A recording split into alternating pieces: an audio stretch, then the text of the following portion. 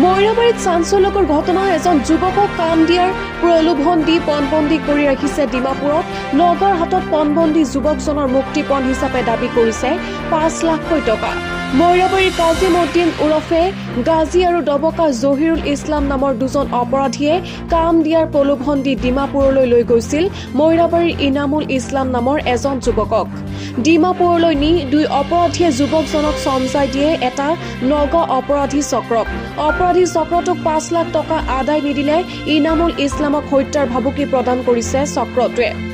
চক্ৰটোৱে ইনামুলৰ পিতৃক ফোনযোগে দাবী কৰা ধন বিচাৰি বাৰম্বাৰ ভাবুকি প্ৰদান কৰাৰ পিছতেই সৰহ ভাগি পৰিছে পৰিয়ালটোৰ মূৰত, যাৰ বাবে ভুক্তভোগী পৰিয়ালটোৱে ৰাজ্যৰ মুখ্যমন্ত্ৰী ডক্টৰ হিমন্ত বিশ্ব শৰ্মাৰ হস্তক্ষেপ বিচাৰি অনুৰোধ জনাইছে। মোৰ এটাই ল'ৰা ইনামুল নাম, দুটা ল'ৰাই ফুচলাই ডিমাপুৰ নি পেলাই বেচি পেলাইছে মণিপুৰৰ এটাৰ লগত। সিহঁতে গাড়ীত উঠাই ক'ত নিছে যে আমি গম নাপাওঁ, কিন্তু তাৰ পৰা ফোন মাৰি মোক ৫ লাখ টকা ধন দাবী কৰিছে।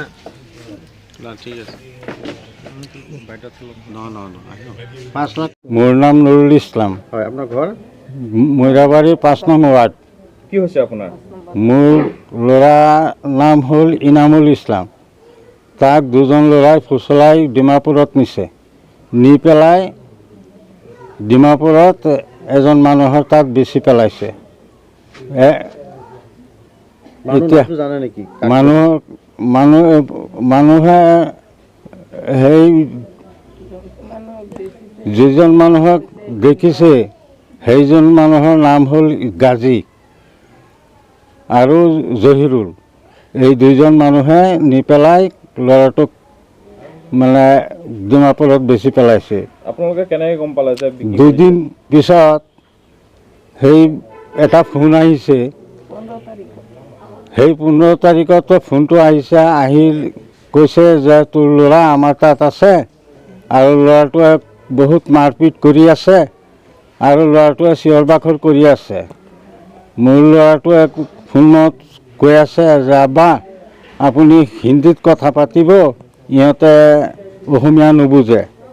তে হিন্দীত কৈছোঁ যে কি হৈছে, কয় ৫ লাখ টকা দিবি, পিছত তোৰ ল'ৰা পাবি, যদি নিদিয় তেনেহ'লে তোৰ ল'ৰাটোক মাৰি পেলাম। এনেকৈ মোক ভাবুকি দিছে। আজি 1 সপ্তাহ ধৰি এনেকৈ ভাবুকি দি আছে। তাৰপিছত আৰু মই কি কৰিম? ৫ লাখ টকা দাবী কৰিছে। ৫ লাখ টকা দাবী কৰিছে। পিছত উপায় নাপায় মই থানাত গৈছোঁ। থানাত গৈ পেলাই ছাৰক কৈছোঁ, OC ছাৰক কৈছোঁ যে ছাৰ এনেকৈ কথা, এই মোৰ ল'ৰাটোক মানে ফুচলাই নি পেলাই এজন মানুহৰ তাত বিক্ৰী কৰি দিলে, এতিয়া সি ধন দাবী কৰিছে ৫ লাখ টকা। এতিয়া ছাৰ কি কৰা যায়, আপুনি এটা উপায় কৰি দিয়ক। ছাৰে ক'লে এইটো মোৰ ইয়াৰ কেছ নহয়, এইটো মণিপুৰৰ কেছ, মণিপুৰত যাওক, তাত গৈ কেছ কৰক গৈ। ল'ৰা হ'ল ইয়াত, ময়ো ইয়াৰ, আমি মণিপুৰটো চিনি নাপাওঁ, ক'ত যাম? থানাত গৈছোঁ, 2-3 বাৰ গৈছোঁ। মোক OC ছাৰে এইটোৱেই কয় যে ইয়াত এইটো কেছ নহ'ব। কোনে কোনে লৈ গৈছিলে? জহিৰুল আৰু গাজী। তেওঁলোকৰ ঘৰ ক'ত? গাজীৰ ঘৰ হ'ল পাতিগেবৰী আৰু জহিৰুলৰ ঘৰ হ'ল ডবকা। ইহঁত কি আগতো এনেধৰণৰ ঘটনাৰ লগত জড়িত নেকি? নাই, আমি গম পোৱা নাই। আমি ইটো ঘৰতেই থাকে, ঘৰত আহি জহিৰুল আপুনি বিষয়ে জানে নে নাজানে? না, সেইটো আমি নাজানো। পিছতহে গম পাইছোঁ যে গাজী যে ইহঁতৰ ডকাইত বুলি পিছতে আমি গম পাইছোঁ। গম পালেতো আমাৰ ল'ৰাটোক আগতেই আমি সাৱধান কৰোঁ, কিন্তু আমি আগতে এইটো জনা নাছিলোঁ যে গাজী আৰু জহিৰুল এনেকুৱা ডকাইত। এতিয়া আপোনাৰ ল'ৰাটোক গাজী আৰু জহিৰুলে বিক্ৰী কৰি দিছে। কিমান টকাত বিক্ৰী কৰিছে?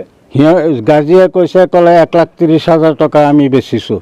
কিন্তু আপুনি যে ক'লে যে 5 লাখ টকা, 5 লাখ টকা মানে সিহঁতৰ বন্দোবস্ত আছিল হ'বলা, যে সিহঁতক কৈছে যে আমি JCB আনি দিম, আৰু ল'ৰাটোক আমি মৰ্টগেজ হিচাপত ৰাখিছোঁ, পিছত বাকী পইচা আমি লৈ যাম, JCB আনি পেলাই আৰু ল'ৰাটোক আমি লৈ যাম, এই কথাখিনি কৈছে মোক।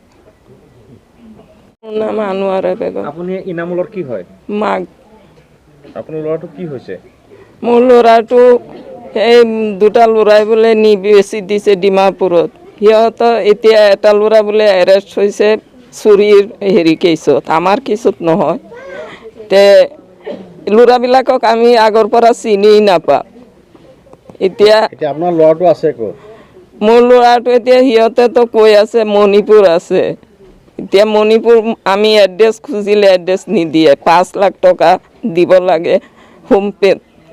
মই কৈছোঁ আমি ক'ৰ পৰা দিম, ইমান দুখীয়া মানুহ, এবাৰ খালে এবাৰ খাব নোৱাৰোঁ। মোক 10 চলাই আছে, গিৰিয়েকটো বুঢ়া আছে, কাম কৰিব নোৱাৰে। কৈছে এইবিলাক আমি নুবুজোঁ, তহঁতৰ কথা নামানো, আমাৰ 5 লাখ টকা দিবি, নহ'লে তোৰ ল'ৰাটোক মাৰি দিম।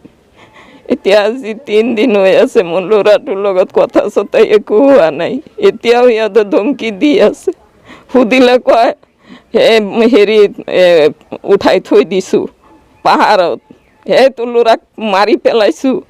কালি ৰাতিপুৱা ধমকি দি আছে, 5 লাখ টকাটো নিদিলি, এতিয়া জানাজা পৰিল। এতিয়া আমি মন্ত্ৰীহঁতক এইটোৱে জনাই আছোঁ, আপত্তি কৰি আছোঁ, মোৰ ল'ৰাটোক আপোনালোকে খুজি আনি দিয়ক। মোৰ টকা পইচা একোৱেই নাই, মই ক'ৰ পৰা দিম, মোৰ এটাই ল'ৰা হয়। আৰক্ষীক জনাইছিলেনে? জনাইছোঁ, আৰক্ষীয়ে কয় মণিপুৰ গৈ কেছ দিয়ে। আমি মণিপুৰ চিনি নাপাওঁ, টকা পইচা নাই, যাম কেনেকা তাত? মোৰ এটাই ল'ৰা হয় আৰু কোনো নাই। আপোনাৰ ল'ৰাটোক ক'ৰ পৰা লৈ গৈছিলে? ডিমাপুৰৰ পৰা। ডিমাপুৰৰ পৰা ল'ৰাটোৱে চবে চবে কামৰ পৰা ফোন লৈ কৈছে মোক ডিমাপুৰৰ পৰা উঠাই আনিছে, এনেকা এনেকা কথা। ল'ৰাটো ডিমাপুৰ যোৱাৰ আগত ক'ত আছিলে? ঘৰতেই আছিলে। ঘৰৰ পৰা সিহঁতে কেনেকৈ নিছে? ঘৰৰ পৰা সিহঁতে নিছে, ৰাতি বোলে ফোন আহিছে, মোৰ ল'ৰাটো কৈছে শুই আছে বোলো, ৰাতি ফোন কৰিছে, কৰাৰ পিছতে ৰাতিপুৱা উঠি গৈছে।